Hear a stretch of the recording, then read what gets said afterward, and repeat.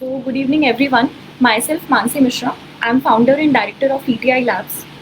I'm also a researcher and currently pursuing my PhD in the area of Internet of Things.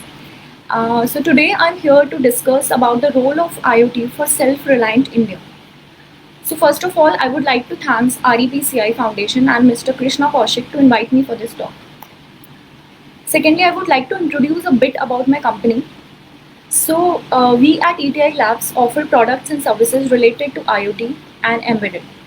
We focus mainly on two sectors, academic and industry. In academics, we provide different type of educational kits to teach most of the technology oriented things practically. We focus on providing real life exposure to them to make them industry ready so that they can solve the real life problem by themselves and they can get the confidence then that they can also do something or they can solve somebody else's problem easily. In industry, we provide or we make their existing products or machines smarter by enhancing their functionality using IoT and AI technology. We basically consult them, or we provide the consultancy, design, and even deployment services to them to make their existing machinery smarter by enhancing their functionality and basically to increase their productivity and reducing their downtimes. Now coming to the topic, making India self-reliant. As we all know that this COVID pandemic has done a huge impact on every sectors. In some sectors, it's a positive impact and negative in some cases. But this pandemic, if we think like positively, so we can think like this pandemic has also given us a new dimension of thinking. As our PM said in his speech that हमें आपदा को अवसर बनाना है, ठीक है, आपदा को अवसर में बदलना है. That is, we have to see this disaster as an opportunity. We can rethink, we can think of reinventing ourselves, reinventing our business or our lifestyle. And no doubt we have skill, we have talent, we have discipline and desire to do something. We have many problems which need a technological solution. Use cases, we have multiple use cases. See the scenario of this COVID only. Initially, we didn't have enough PPE kits, sanitizers, we didn't have enough ventilators. But see, now we have ample amount of these. The manufacturer of these products or researcher doing research in these areas might not be considered as a frontline warriors, but we can imagine how horrible the situation could be if they were not there. If today we have so many thermal scanners, ventilators, mobile application for tracing, it's only because they have considered this time as an opportunity to grow and serve for our country.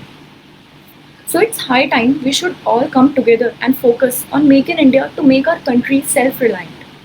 We should not be dependent on others to manufacture and supply these things. So I'll explain a small use case to explain what actually IoT is and how it can change our life and how it can help the India to make self-reliant. I will take an example of normal thermometers as so many of life candidates may not be from the technical background. So I'll take a simple example which we use in day-to-day life, and these days we are like using it very frequently. So I'll take an example of thermometers. We all know that it is used for measuring the temperature. Earlier we had a clinical thermometer having lead and capillary tube for measuring the temperature. But it was actually quite difficult to read the temperature through that. Then we got a digital thermometer where we could see the digital values of the temperature on the screen, obviously, small screen. So that was a transformation from analog to digital world. The analog value of the temperature sensed from our body is converted into the digital values and using obviously analog to digital converters, ICs and all, using electronics only, and that would be displayed on the small screen. Now in these cases, we have to keep these devices into our mouth or under armpits to check the temperature. But these days, as these days, it's not possible that we can use the same temperature sensors or thermometers to use for everybody. So these days, we had a need for an instrument which can sense the temperature without even coming in contact of the person. So here comes the concept of embedded systems and smart device into the picture. So it is basically a combination of sensors, controller to measure the temperature from certain distance and display. As we can see the thermal scanner. So this device has helped a lot these days. Of course, they were being used for quite long time in industry for measuring temperature at various locations where human cannot go. But at this time, it played a huge role everywhere.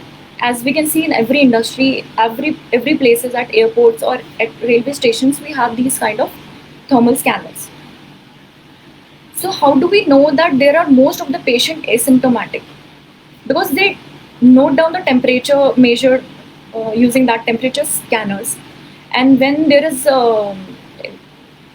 it's obvious when there is a manual procedure of noting down these parameters, there can be errors, and of course it is a tedious task also to note down the temperature of a person again and again.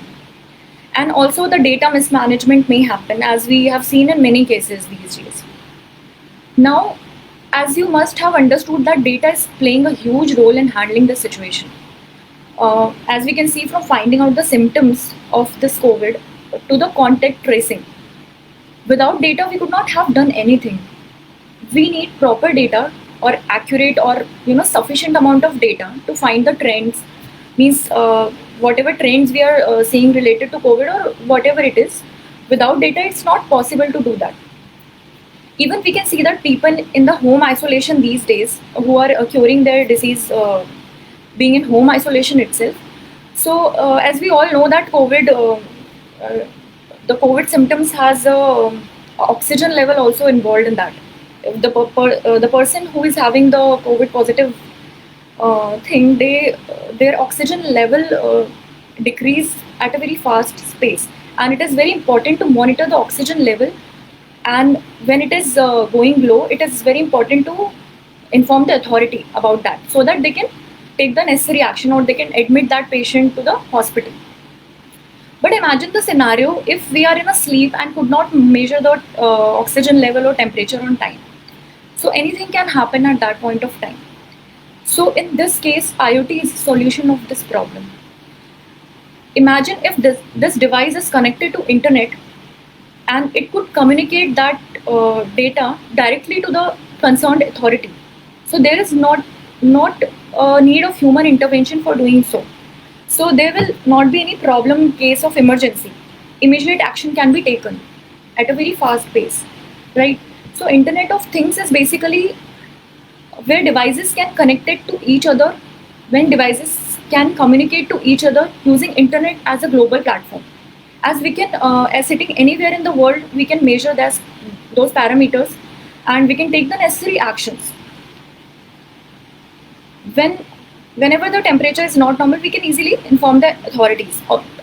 Automatically, that our device can inform the authorities. We don't have to inform it. So this is the role of IoT basically here. So we can have a variable devices which can measure the parameters, such as which is significant parameters these days, such as temperature and the oxygen level of the patient, and the data can directly send to the authority for continuous monitoring or sending an alert in case of emergency. The temperature of the person or oxygen level of the person can be stored locally or can be stored on a cloud platform for finding out the trends. So this was a case where IoT has helping the healthcare sectors or industries who are manufacturing the healthcare products. Now, as we need to monitor our health when we are not well, our productivity towards our work and day-to-day life activities goes obviously down. We need medication to treat us, then only we'll come back to the work. Similarly, in industries, there are machines responsible for carrying out the process. Because most of the industries who are working the field of automation and manufacturing, they are highly dependent on the machine itself, and machines are the building block of industry. And if they fail, the productivity definitely goes down because it takes time for the maintenance. So we need to monitor the health of motor, because motor is the building block of machine, if we can say. Main part of the machine is motor itself, and most of the time when machine fails, it is due to the motor only. So it's very important to monitor the health of machine as well as the motor, and we can using we can predict the failure so that we can plan the maintenance activities beforehand. Now, how we can predict predictive? This is called actually the predictive maintenance. Initially, we used to follow the practice of either reactive or preventive maintenance, where We used to go time to time, we plan the activities, preventive activities, and we used to go to the machines and we measure and note down the parameters in the registers.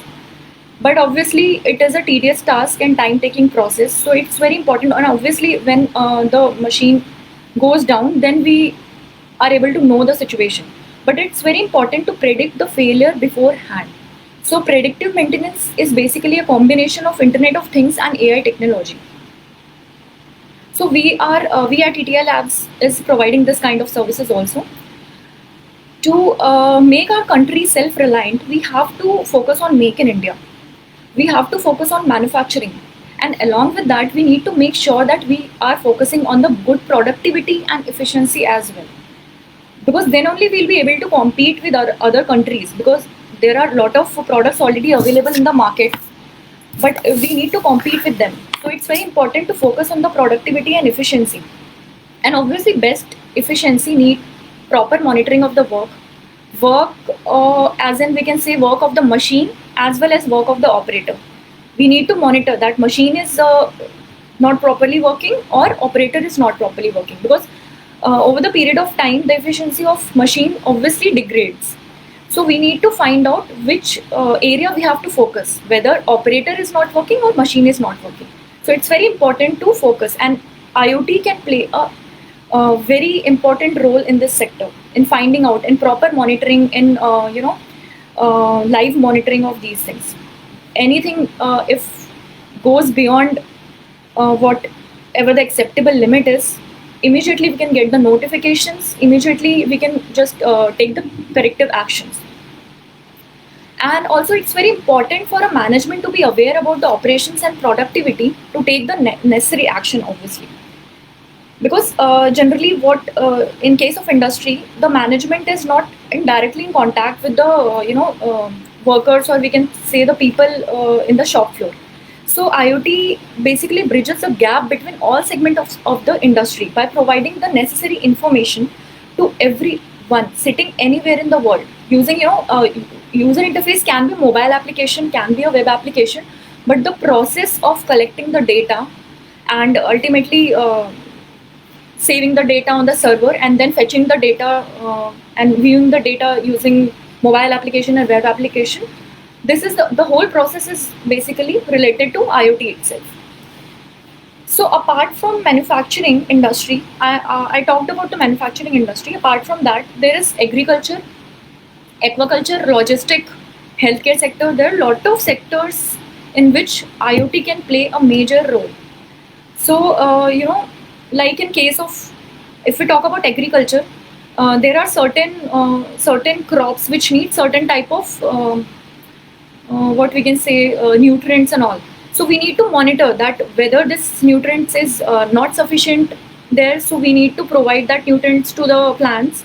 Or in case of aquaculture, we can see that there are a lot of aquaculture activities if we go in the south and Odisha side. So they cultivate fishes and prawns, and whenever the parameters of the water is not in the standard range, the fishes and the creatures can die. So it is a heavy loss to the people. So right now what they do is they manually go and take the samples and go to the chemical labs for checking whether the parameters are within the range or not. But IoT can help here in automating this process, in automating these particular tedious tasks. If we place a sensors there, and these sensors are able to communicate with us using our mobile phones, using backbone as an internet. So we can, sitting anywhere in the world, we can see that the parameters of our particular pond is not within the range, and we need to uh, do some corrective action. Similarly, there is the same scenario in the case of agriculture and logistic. We need to properly monitor the things, whether we have sufficient amounts of in medical stores you can see that if any medicines is not in a sufficient quantity, we can know beforehand, so that there will not be any problem. अगर वहाँ पे कोई आता है and he is asking for the medicine which is not there in the stock and he need it urgently, और वो चीज़ stock में नहीं है, तो you can it is a panic kind of situation at that time. You have to contact some higher authorities, or you have to contact some other medical stores, that if you have this kind of things, you can just supply us or whatever it is. So it is a tedious and it is a panic kind of situation. So अगर इसी चीज़ को we can enable these things with IoT, whenever the things are not within the range, we can be able to know कि हाँ, we need to procure these items. So IoT can help in many sectors. In every sectors, IoT can help.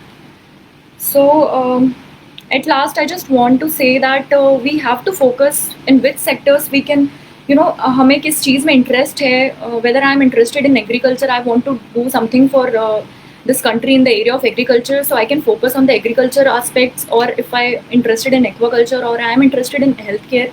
So healthcare में भी जैसे it was the situation I talked was about the COVID thing, but apart from that बहुत सारी problems होती है, like heart attack से related problems आती हैं, या बहुत सारी चीज़ें होती हैं. We need to monitor the pulse rate over the period of time. जब भी कुछ होता है तो immediately the information can be sent to the concerned person. जैसे हमारे घर में कोई elderly people, some elderly people or kids are there in our home, and we are working these days. Most of the people are working.